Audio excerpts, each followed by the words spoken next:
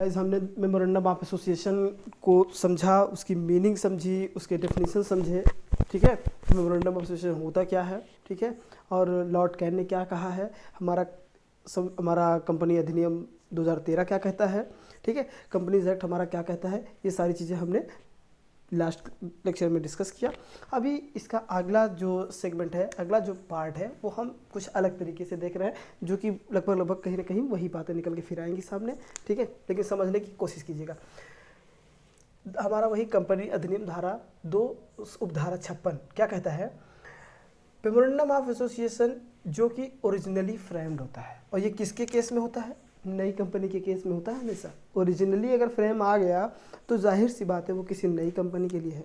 भले कोई कंपनी पहले से एग्जिस्ट है और अगर वो अपना अलग दूसरा पार्ट खोल रहा है, दूसरा ब्रांच खोल रहा है, तो उस कंपनी के लिए भी जब वो नया मेमोरेंडम ऑफ एसोसिएशन बनाएगा तो ओरिजिनली फ्रेम भी तो कहा जाएगा, क्योंकि नई ब्रांच मतलब नई कंपनी। ओके, ठीक है, कंपनी सेम है, भले उसका डायरेक्शन यहीं से हो, ठीक है, इसी पुराने कंपनी से हो, लेकिन इस कंपनी का भी कुछ ना कुछ बनेगा तो वो नई फ्रेम होगा। ठीक है, कहा जाएगा ओरिजिनली फ्रेम्ड। ठीक है, आफ्टर टाइम टू टाइम पुरानी कंपनी है भाई पहले से, ठीक है, उस पुरानी कंपनी में अब पहले हमारा जो स्कोप था कम था, ठीक है, हमारे पास रिसोर्सेज कम थे, जगह कम थी, इन्वेस्टमेंट कम था, तो हमने एक ही फील्ड में कदम रखा, भाई चलो हम इधर प्रोडक्शन का काम करते हैं, छोटा मोटा प्रोडक्शन का काम स्टार्ट कर दिया। कल को हमारा बिजनेस चल पड़ा बहुत तगड़ा, हमें आगे भी दूसरे सेक्टर में इंटरेस्ट है, तो हम किसी दूसरे सेक्टर में पैर रखेंगे कब, जब हम अपने मेमोरेंडम ऑफ एसोसिएशन को चेंज कर लेंगे, अल्टर कर लेंगे, उसमें कुछ ना कुछ बदलाव कर लेंगे। ठीक, समझ आ रही बात है।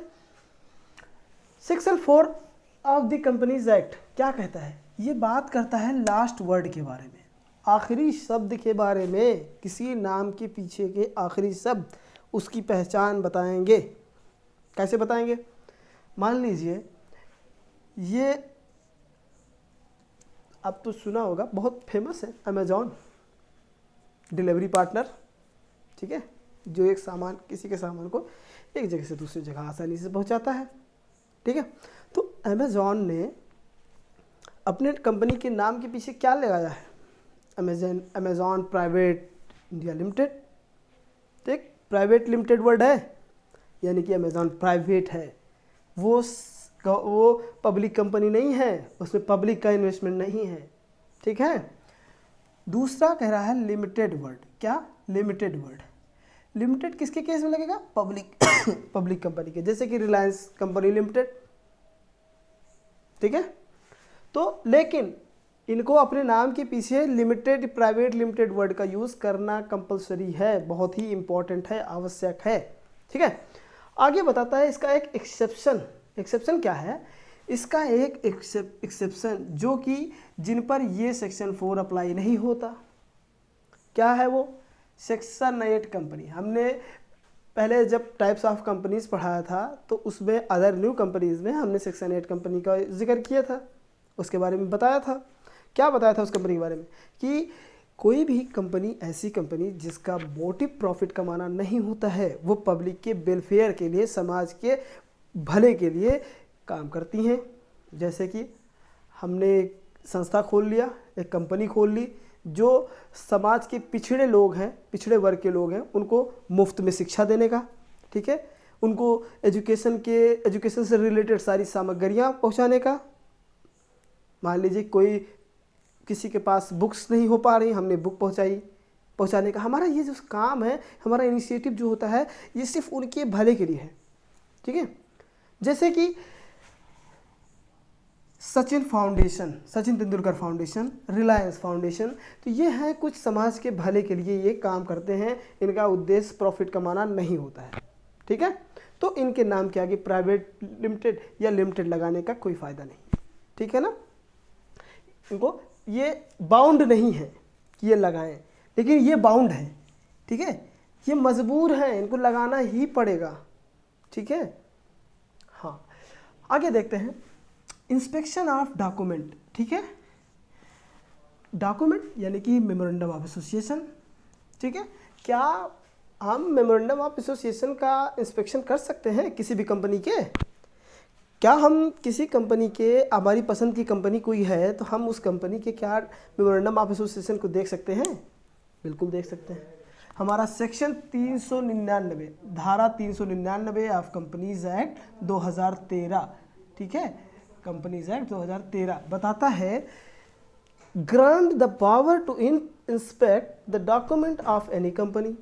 ये हमें पावर देता है, अथॉरिटी देता है कि किसी भी कंपनी के डॉक्यूमेंट्स को हम चेक कर सकते हैं, ठीक है। मान लीजिए कल को मेरे पास बहुत पैसा हो गया या आपके पास बहुत पैसा हो गया, ठीक है, और आपको कोई कंपनी अच्छी लगी, किसी के शेयर आपको खरीदने हैं, ठीक है, किसी कंपनी में आपको इन्वेस्ट करना है, तो पहले आप ये देखो कि उस कंपनी का काम क्या है, कंपनी किस सेक्टर में काम कर रही है, क्या इसी एक सेक्टर में काम कर रही है या किसी और भी सेक्टर में काम कर रही है, ठीक है। तो वो सभी चीज़ जानने के लिए आपको उसका मेमोरेंडम ऑफ एसोसिएशन चेक करना पड़ेगा, ठीक है। फिर आगे क्या कहता है, memorandum of association is a public document, inspection can be done. मतलब memorandum of association public document होता है, पब्लिक इसको देख सकती है जब चाहे तब, ठीक है। इसको देखने के लिए 100 रुपये चार्ज पड़ते हैं, ऑनलाइन भी चेक कर सकते हैं, ऑनलाइन चेक करके आप 100 रुपये पे करके किसी भी कंपनी का डॉक्यूमेंट देख सकते हैं। हर कंपनी का डॉक्यूमेंट पढ़ने के लिए हर बार आपको 100 रुपये देना पड़ेगा, जितने मेमोरेंडम ऑफ एसोसिएशन आप देखेंगे उतने बार आपको 100 रुपये चार्ज पे करना पड़ेगा ऑनलाइन उस वेबसाइट पे, ठीक है। तो कह रहा है कि अगर ये पब्लिक डॉक्यूमेंट है तो इसका इंस्पेक्शन भी हो सकता है, और क्यों नहीं हो सकता, जब हमको हमारा कंपनी अधिनियम का धारा 399 है, सेक्शन 399 है, ये 399 हमको पावर दे रहा है, पावर दे रहा भाई, यू कैन इंस्पेक्ट, ठीक है, आप देख सकते हो किसी भी कंपनी का। तो जब ये चीज़ें हुई तो इन सब चीज़ों से किसी भी इंसान के धोखे में होने के चांसेस बहुत कम हो जाते हैं। वो हमें हर कंपनी की सही जानकारी और सही उद्देश्यों के बारे में बताती है। चलो ठीक है, देखते हैं आगे। तो हमने ये देखा, अब देखते हैं कि forms of memorandum of association, कि कोई भी कंपनी होगी उस कंपनी को बनाने के लिए जो हमें मेमोरेंडम किस फॉर्म में भरना है, तो कुछ फॉर्म प्रिस्क्राइब किए गए हैं हमारे कंपनीज अधिनियम, कंपनीज एक्ट 2013 में। जैसे कि सेक्शन 4 का सब सेक्शन 6 बताता है, धारा 4 का उपधारा 6 बताता है कि फॉर्म ए होगा। ए में हमारे बताया गया है कि कंपनी लिमिटेड बाय शेयर, ऐसी कंपनी, ठीक है, ऐसी कंपनी जो शेयर रखती है उसका फॉर्म भरा जाएगा हमारे टेबल 1 के टेबल ए में, ठीक है, फॉर्म ए में। दूसरा फॉर्म हमारा बी है जो बताता है कोई भी कंपनी लिमिटेड बाय गारंटी होगी लेकिन उसके पास शेयर नहीं होगा, कंपनी लिमिटेड बाय गारंटी होगी लेकिन उसके पास शेयर नहीं होगी, ठीक है, तो वो 2 में भर सकती है। तीसरा बताता है, ठीक है, कोई भी कंपनी लिमिटेड बाय गारंटी होगी और उसके पास शेयर भी होगा, अगर लिमिटेड बाय गारंटी है और उसके पास शेयर भी है तो वो फॉर्म सी में भर सकती है। फॉर्म डी में बताता है कोई भी अनलिमिटेड कंपनी होगी जिसके पास शेयर कैपिटल नहीं है, ठीक है। और डी जो हमारा लास्ट होता है मेमोरेंडम ऑफ एसोसिएशन का, कि ऐसी कंपनी, ऐसी अनलिमिटेड कंपनी होगी जिसके पास शेयर कैपिटल होगा, ठीक। ये बेसिक जानकारी थी, इसको मुझे लगा कि बता देना चाहिए, इसलिए मैंने आप लोगों के लिए इसको तैयार किया, ठीक है। आप इसको देख लें। अब हम देखेंगे फॉर्म के बाद हमें देखना है कि कंटेंट क्या क्या होते हैं। मेमोरेंडम ऑफ एसोसिएशन इतना इंपॉर्टेंट डॉक्यूमेंट है, इतना बड़ा डॉक्यूमेंट है कि किसी भी कंपनी के लिए अगर वो इतना ज़रूरी है तो आखिर उसमें होता क्या है, क्या ऐसी बातें लिखी गई है जो इतनी ज़रूरी हैं।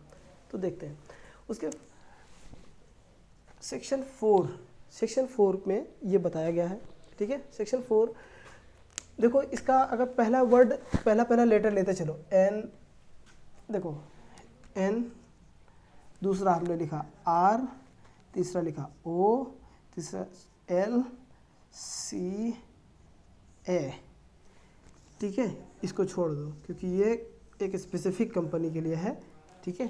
देखो इसका क्या लिख क्या मतलब आया इसका, देखो नरोलका, क्या है, नरोलका, नरोल का। अब देखो कंटेंट हमें याद करने का सबसे अच्छा तरीका, नरोल का name clause, registered office clause, object clause, liability clause, capital clause, association clause और नॉमिनी क्लॉज। ठीक है, तो सबसे पहला चीज़ और सबसे इम्पोर्टेंट चीज़ जो है वो नेम क्लॉज होता है कि किसी भी कंपनी को, ठीक है, किसी भी कंपनी को अपना नाम के पीछे का जो लास्ट वर्ड है वो उसमें लिखना पड़ता है। ठीक है, मान लीजिए हमने लिखा XYZ कंपनी, मेरा ये कंपनी XYZ होगा। अब ये कंपनी प्राइवेट नेचर की है कि पब्लिक नेचर की है, हम किस नेचर के कंपनी की स्थापना करने जा रहे हैं, किस तरह की कंपनी हम बनाने जा रहे हैं, प्राइवेट की बनाने जा रहे हैं या पब्लिक बनाने जा रहे हैं। अगर पब्लिक है तो कंपनी के आगे बस लिमिटेड लिख देना है, और अगर पब्लिक नहीं है तो प्राइवेट लिमिटेड लिखा देना है। कंपनी देखो XYZ प्राइवेट लिमिटेड कंपनी या कंपनी लिमिटेड लगा दो, बस लिमिटेड या private company, private limited company. ठीक है, समझ रहे हैं ना बात, ये दिखाना है क्योंकि ये करना है, नेम क्लॉज हमारा यही बताता है। ठीक है, और सेक्शन 8 कंपनी में तो आप जानते ही हैं, सेक्शन 8 कंपनी के लिए नेम क्लॉज के सामने लिमिटेड लिखने का कोई ज़रूरत ही नहीं है, लिमिटेड प्राइवेट लिमिटेड, क्योंकि भाई उस जिसका मोटिव ही नहीं है प्रॉफिट कमाना, उसके आगे लिमिटेड शब्द या प्राइवेट लिमिटेड शब्द लिखना ज़रूरी नहीं है, क्योंकि ये हम नहीं कह रहे हैं, ये हमारा सेक्शन 4 बताता है। ठीक है, और उसके बाद जो बात आती है रजिस्टर्ड ऑफिस की, तो रजिस्टर्ड ऑफिस में कि तो आप हमारा जो मान लीजिए हमारा XYZ कंपनी है, ये कहाँ पे रजिस्टर्ड है, तो हमको ये नहीं लिखना है कि कहाँ पे रजिस्टर्ड है। मान लीजिए हमें लखनऊ में रजिस्टर्ड किया है, तो लखनऊ में नहीं लिखना है, हमको उस स्टेट के बारे में लिखना है जिस स्टेट में वो रजिस्टर्ड है। तो मान लीजिए हमने इसको रजिस्टर्ड, देखो इसमें सिर्फ लिखना है state in which company is registered, in which company is registered, बस इतना रखना है, कंपनी इज रजिस्टर्ड। कंपनी का रजिस्ट्रेशन जो रजिस्टर्ड ऑफिस है वो कहाँ पे किस स्टेट में है। मान लिया आपने यहाँ सुल्तानपुर में खोला, लखनऊ में खोला, इलाहाबाद में खोला, फैज़ाबाद में खोला, कहीं खोला कंपनी कोई, अब उस कंपनी का रजिस्ट्रेशन मतलब रजिस्टर्ड ऑफिस कहाँ पड़ेगा, इलाहाबाद, लखनऊ, कानपुर तो नहीं पड़ेगा, वो यूपी में है, उसका उत्तर प्रदेश लिखना पड़ेगा। रजिस्टर्ड ऑफिस यही बताता है कि सिर्फ आपको वहाँ पे स्टेट मेंशन करना है। ठीक है, फिर आता है हमारा सबसे इम्पॉर्टेंट क्लॉज, सबसे इम्पॉर्टेंट क्लॉज, ऑब्जेक्ट क्लॉज। किसी भी कंपनी को जानने के लिए, उसका नेचर जानने के लिए, ठीक है, उसका वर्क जानने के लिए, कैसी काम करती है, कहाँ कहाँ उसका फैला हुआ है, वो सब देखेंगे हम उसके ऑब्जेक्ट क्लॉज में। ऑब्जेक्ट क्लॉज बताता है किसी कंपनी का कि किस कंपनी में कौन कौन से काम चल रहे हैं। ठीक, जैसे कि हमने लिख दिया हम टेलीकॉम में जाएंगे, XYZ लिमिटेड हमारा ऑब्जेक्ट है कि हम टेलीकॉम से रिलेटेड सारे काम करेंगे। ठीक है, टेलीकॉम से रिलेटेड सारे काम करेंगे, सारे मतलब जितने आते हैं टेलीकॉम में सब करेंगे। ठीक, फिर हमने लिख दिया कि भैया देखो हम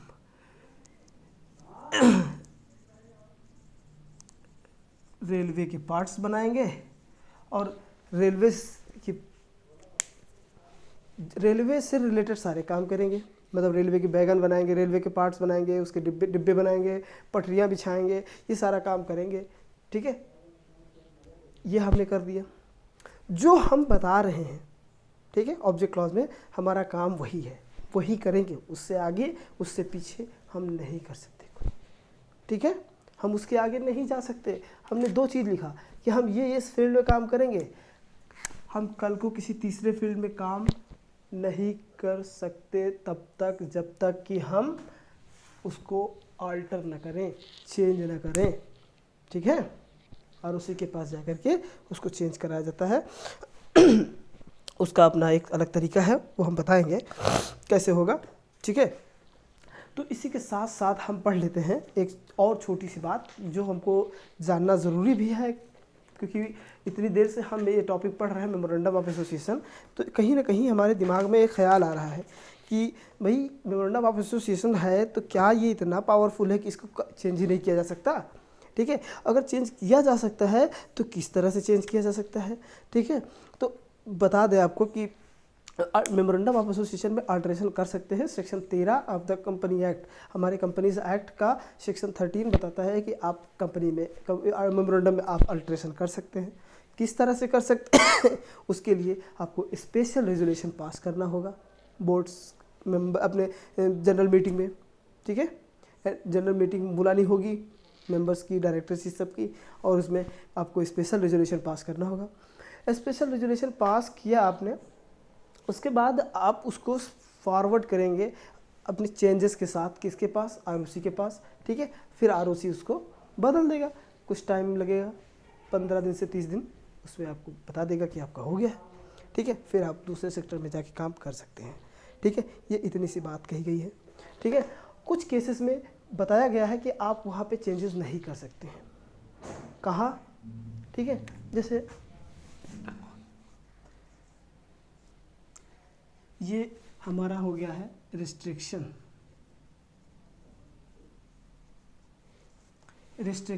हमारा रिस्ट्रिक्शन किस किस फील्ड में है, मतलब हम मेमोरेंडम को किन किन सिचुएशन में, किन किन हालातों में चेंज नहीं कर सकते, ठीक है।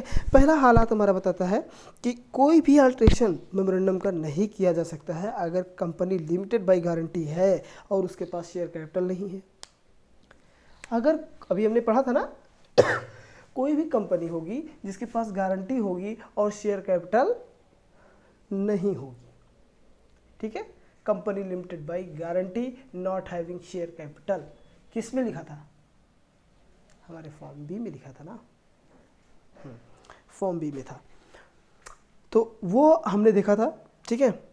अगर ये है तो ठीक है, और अगर ठीक है प्रॉफिट का पार्टिसिपेशन करना है, अगर कोई भी पर्सन को यह अधिकार दे दिया गया है कि आप जाओ डिविजिबल प्रॉफिट में, ठीक है, पार्टिसिपेट कर दो कंपनी के, तो वो ऐसा नहीं कर सकता, क्योंकि जब तक कि वो मेंबर ना हो, ये सेक्शन 13 का सब सेक्शन 11 बताता है हमको, ठीक है। और कोई भी एसोसिएशन या सब्सक्रिप्शन क्लॉज में चेंजेस नहीं कर सकता है, इसमें कोई चेंजेस नहीं किया जा सकता, ठीक है। एसोसिएशन और सब्सक्रिप्शन क्लॉज में चेंजेस नहीं किए जा सकते हैं, ठीक है। इसके लिए अभी हम आगे जब यहाँ पहुँचेंगे तो इस पर हम और अच्छे से डिस्कस करेंगे, देखते हैं, ठीक है। अभी क्या बताता है तो ऑब्जेक्ट क्लॉज में क्या क्या रहेगा, हमने बता दिया कि हमारा ऑब्जेक्ट रहेगा कंपनी किस उद्देश्य से, किस पर्पज से या किस फील्ड में क्या काम करेगी, ठीक है, वो हो गया। लायबिलिटी क्लॉज, लायबिलिटी क्लॉज यही बताता है कि हमारी कंपनी की मतलब लायबिलिटी क्लॉज यही बताता है कि कंपनी लिमिटेड बाय शेयर्स है, ठीक है, और या फिर लिमिटेड बाय गारंटी है, ठीक है।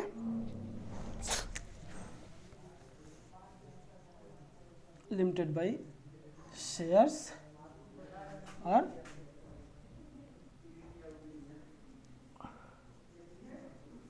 और गारंटी, ठीक है। कंपनी लिमिटेड बाय शेयर्स है कि लिमिटेड बाय गारंटी है, ठीक है, तो वो सारी चीज़ें इसमें बताती हैं, ठीक है। देखो अनलिमिटेड हमने नहीं लिखा, क्यों, क्योंकि जब अनलिमिटेड है वो तो लिमिटेड लायबिलिटी क्लॉज में उसकी लायबिलिटी तो कितनी है तो पता है अनलिमिटेड ही है ना, तो उसको हम क्यों मेंशन करेंगे, सीधी सी बात है, ठीक है। देखो अब कह रहे हैं कि लिमिटेड बाय अगर शेयर है तो क्या करना होगा उसको वाइंडिंग अप के टाइम पे, अगर लिमिटेड बाय शेयर है तो अब जैसे कि मैंने उस दिन बताया था कि मैंने 100 शेयर खरीदे हैं, हर शेयर की कीमत 10 रुपये है, ठीक है। किसी कंपनी के मैंने XYZ कंपनी के 100 शेयर खरीदे हैं, अब हर कंपनी हर शेयर की वैल्यू 10 रुपये ईच लिखा है, @ 10 रुपीज़ ईच, ठीक है, 10 रुपये ईच था, हर शेयर की कीमत 10 रुपये थी, मैंने 100 शेयर खरीदे यानी कि 1000 रुपये के शेयर खरीदे मैंने, ठीक है। अब 1000 के शेयर मैंने खरीद लिए, तो अब मैंने कंपनी को पे किया है सिर्फ 800 रुपये, कितना, सिर्फ 800, बैलेंस कितने रह गए, अनपेड कितने हैं, अनपेड सिर्फ 200 है, ठीक है। अब 200 अनपेड है तो कंपनी हमसे वाइंडिंग अप के टाइम पे कितना पैसा मांग सकती है, सिर्फ 200 रुपये, नॉट मोर देन 200, ठीक है। तो अब देखो ये तो हो गई बात लिमिटेड बाय शेयर की। अब अगर लिमिटेड बाई गारंटी है तो क्या होगा उस केस में? लिमिटेड बाई गारंटी में हर मेंबर, ठीक है, each member I am sorry, each member undertake to contribute, क्या contribute? Winding up while he is a member. जब वो मेंबर है कंपनी में और कंपनी का वाइंडिंग अप हो रहा है तो उसको कंपनी के गारंटी उसने जो दी है जितना, वो उसको पे करना पड़ेगा, ठीक है। और जो भी कॉस्ट चार्जेस एंड एक्सपेंसेस हुए हैं वाइंडिंग अप पे, वो भी उसको पे करने होंगे, ठीक है। ये हमारा लायबिलिटी क्लॉज बताता है, ठीक है। कैपिटल क्लॉज हमारा ये बताता है कि कंपनी में, एक्सक्यूज मी, इसको थोड़ा सा शिफ्ट कर दें,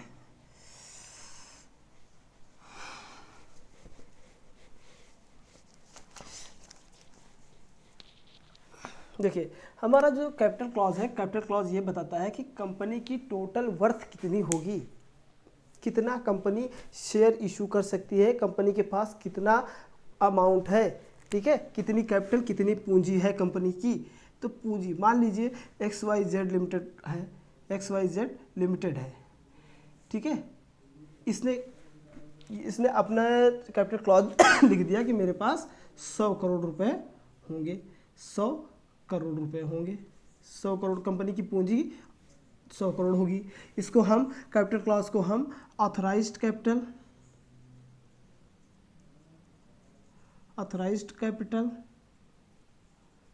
या फिर नॉमिनल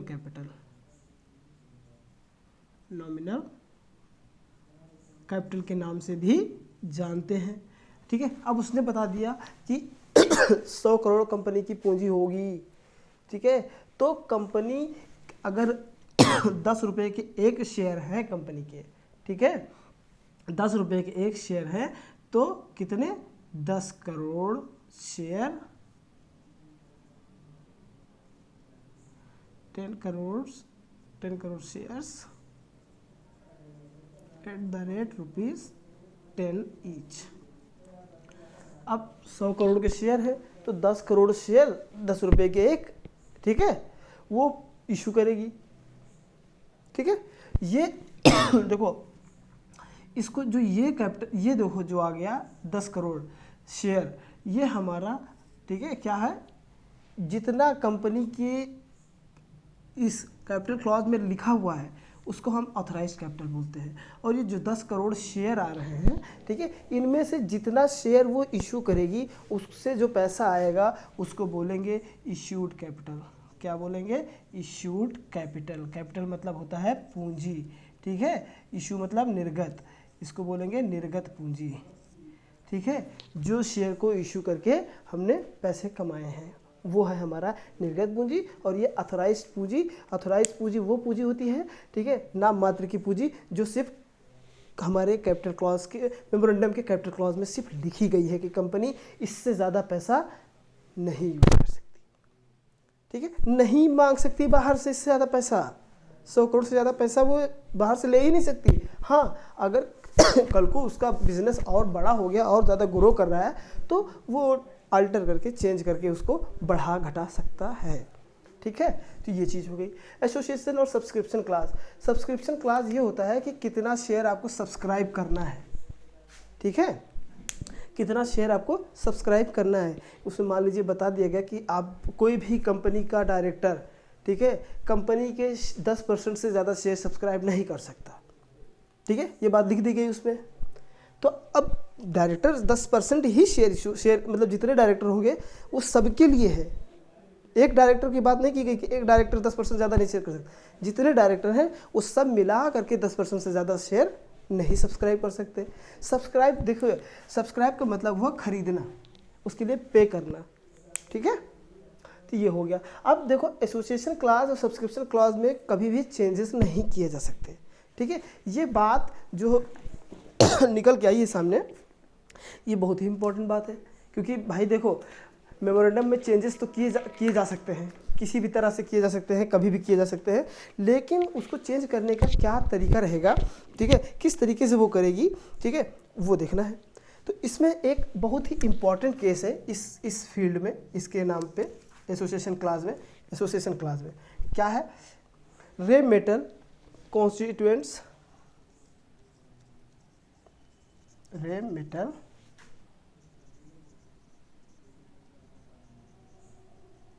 constituents,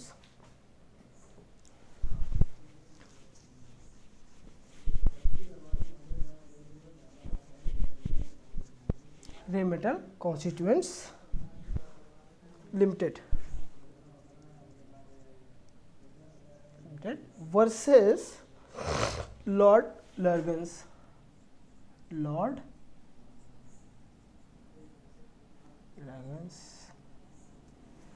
ठीक, लॉर्ड लर्गन्स। अब इस केस में क्या कहा गया था, इस केस में ये बात कही गई थी कि a subscriber to the memorandum can not alter, a subscriber to the memorandum can not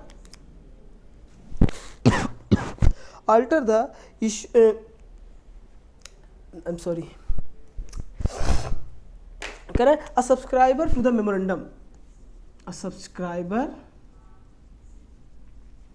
to the memorandum of association, correct, a subscriber to the memorandum of association cannot alter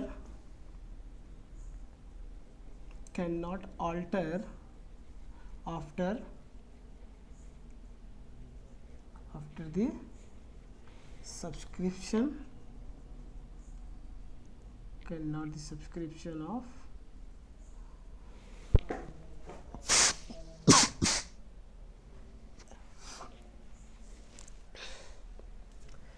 cannot alter after the incorporation, issue the certificate of incorporation। कह रहा है कि इस case में कहा गया, ठीक है, इस केस में कहा गया कि कोई भी, ठीक है, subscriber memorandum of association subscriber clause को, सब्सक्रिप्शन क्लॉज को कोई भी चेंज नहीं कर सकता है। कब? जब issue of certificate of incorporation का सर्टिफिकेट अगर इशू हो गया है तो आप उसमें चेंजेस नहीं कर सकते हो, ठीक है। और एक और इम्पॉर्टेंट बात, जो 1 पर्सन कंपनी होती है, 1 पर्सन कंपनी ओपीसी में एक और क्लॉज दिया होता है, नॉमिनी क्लॉज, कि मान लीजिए एक ही पर्सन है, वो कंपनी को चला रहा है, कंपनी को बनाया चला रहा है, कल को एक्सीडेंट हो गया, कुछ हो गया और वो बंदा निपट गया, चला गया, तो उसकी जगह कौन टेक ओवर करेगा, कौन लेगा उसकी जगह पे, इसलिए उसमें एक क्लॉज होता है नॉमिनी क्लॉज, ठीक है। नॉमिनी क्लॉज कौन उसमें आके काम करेगा, ये सिर्फ और सिर्फ 1 पर्सन कंपनी के लिए होता है, यानी कि ओपीसी 1 पर्सन कंपनी, ठीक है। चलिए आज के लिए धन्यवाद।